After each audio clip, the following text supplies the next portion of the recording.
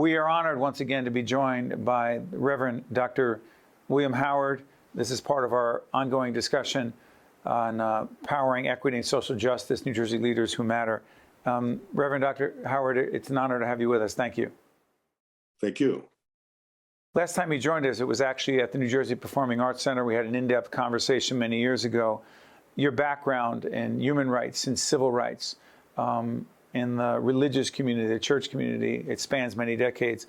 Let me ask you this, the quote, human condition and where we are now, particularly in light of COVID, how much progress have we made as it relates to social justice and those who have been persecuted for way too long?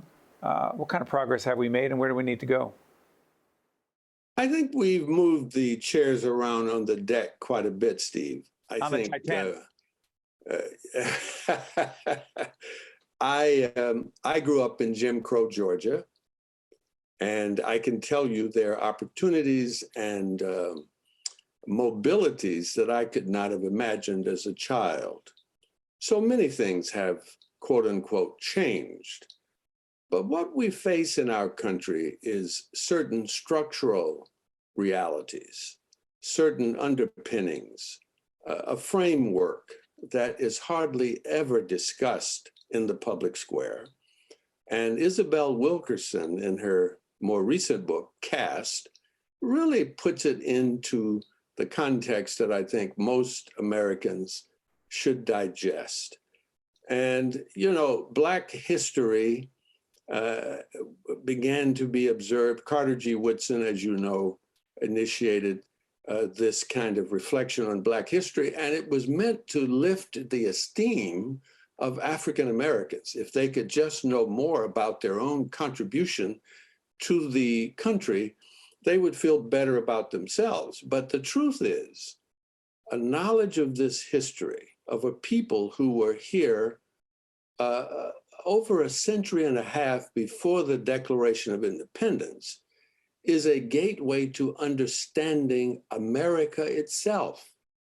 And until we come to terms with the structural underpinnings, as I call it, we're never going to achieve what I believe is possible in terms of the nation's potential, because we continue to labor in what Wilkerson calls a caste system. And so I think, yes, we've moved the chairs around. There are things happening today across racial lines that were unimaginable 50 years ago, to be sure. But excuse me for interrupting you, but President Obama, Barack Obama becoming president is great progress. But for those who say, you see, it's way more complicated than that, is it not, Reverend? Absolutely.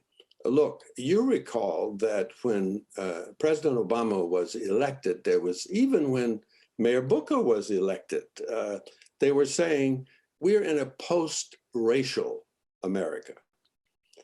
And that's a hopeful idea, post-racial America. But what we see today in terms of open expression of racism and rebellion against the government itself actually was precipitated by the election of Barack Obama.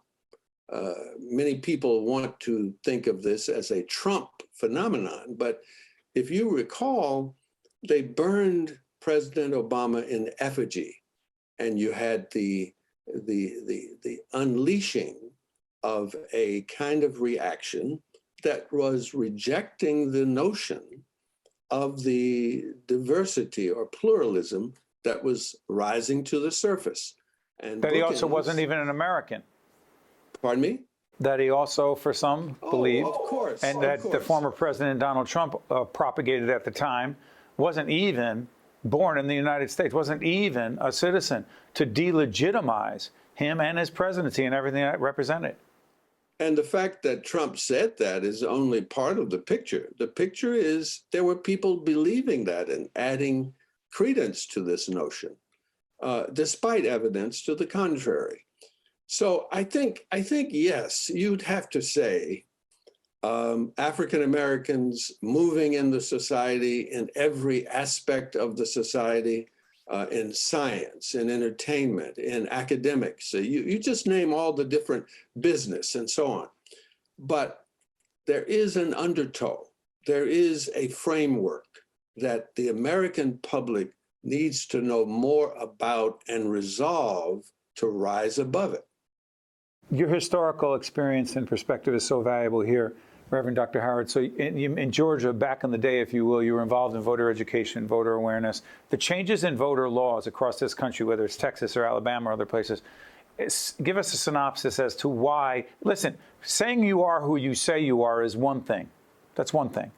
Beyond that, the efforts to change voting laws post the 2020 election in certain states, really across this country in many ways, says what to you about the issue of race and the changing face of America?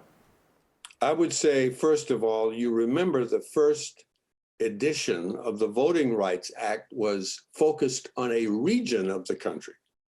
There were no Western states, no Northern states, etc., in the focus of the Voting Rights Act.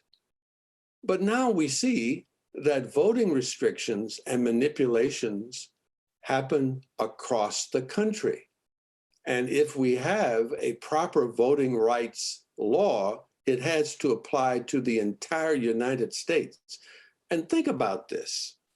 I read an article today in the Star Ledger that talked about how there were like 5 seats. If they could only be flipped in the Congress, Republicans would take control. And there is a plan afoot, not to register more voters in those districts, but to redistrict them and cut them up so that the opposing party can, in fact, have the majority. We don't have democracy in the country. This is a thing that we have to contend with. And democracy, in my view, having been around the world and seen other models, is the hope for mankind. But we must have informed citizens participating in this system. And when you see so many people ill-advised and willing to go with a rumor and myth, even around the pandemic, our democracy is in fragile hands. Yeah, Reverend Dr. William Howard, perspective, history, experience, expertise, compassion for so many people. This is part of a series called New Jersey. He's a national leader, happens to be based, have New Jersey roots, powering equity and social justice. Our good friend Rick Thigpen actually brought us together and actually look at the interview we did on steveadubato.org with Rick that kicked off this series. Reverend Dr. Howard, I want to thank you for joining us. You honor us by your presence. Thank you so much. Thank you. I'm Steve Adubato. Thank you so much for joining us. We'll see you next time. State of Affairs with Steve Adubato is a production of the Caucus Educational Corporation. Funding has been provided by Valley Bank, PSC&G, Atlantic Health System, Summit Health, Prudential Financial, the New Jersey Board of Public Utilities Clean Energy Program, Johnson & Johnson, MD Advantage Insurance Company, and by NJ Best, New Jersey's 529 College Savings Plan. Promotional support provided by Insider NJ and by New Jersey Monthly. Every day, nearly 2 million customers across New Jersey rely on PSC&G to provide natural gas. And every day, PSC&G is committed to doing it safely. That includes making sure you know what to do if you smell gas.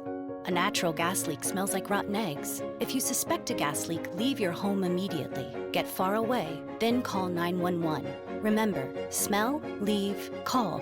Protect the ones you love. Learn more at pscg.com/gas safety.